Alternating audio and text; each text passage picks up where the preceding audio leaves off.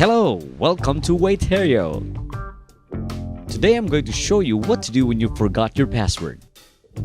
First, log into the website. Click on the Forgot Password button. Type the email address that you used to register in Waiterio. Then click the Reset Password button. An email will be sent to your email address.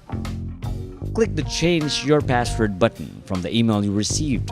Type your password and click the Save button. Then log in with your email and your new password and click the Login with Email button. Congratulations, you're now logged in to your account. So there you have it, a short guide on what to do if you forgot your password. Thank you and have a great day.